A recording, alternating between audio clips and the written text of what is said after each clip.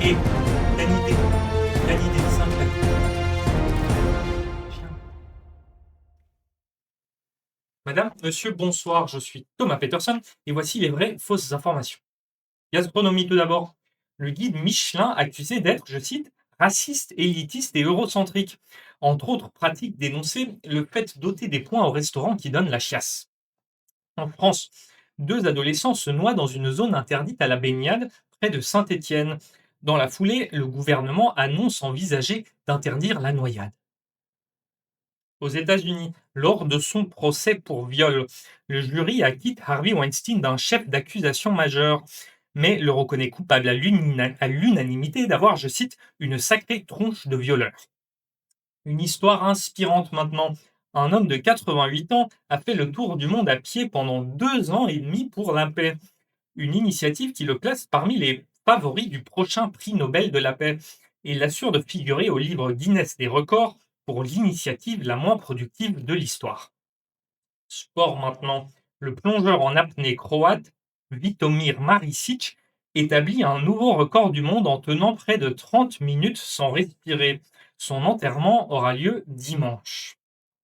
En Italie, au musée de Vérone, un visiteur obèse en basket s'assied sur une œuvre d'art inestimable et la casse. Vous ne devinerez jamais la nationalité du coupable. Un Américain. Célébrité maintenant.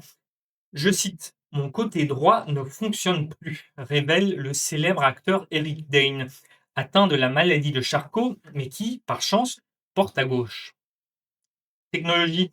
Un homme ayant perdu l'usage de la parole peut désormais, grâce à une interface cerveau-ordinateur, tenir des conversations en temps réel et même chanter.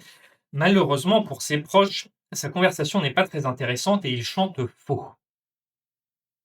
En Belgique, comme chaque année, des centaines de cyclistes roulent nus à Bruxelles pour, je cite, interpeller sur la vulnérabilité des cyclistes et, je cite toujours, dégoûter la population.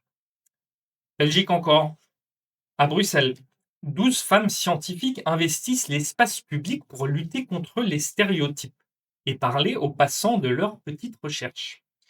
En France, une équipe de nageurs en natation synchronisée composée uniquement de pères de famille se prépare pour le championnat de France.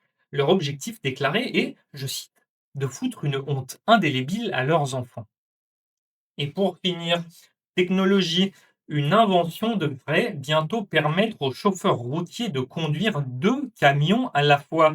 Une technologie parallèle est en cours de développement pour permettre aux chauffeurs routiers de monter deux prostituées d'air d'autoroute à la fois. Je suis Thomas Peterson et c'était les vraies fausses informations. Merci pour votre confiance et à très bientôt.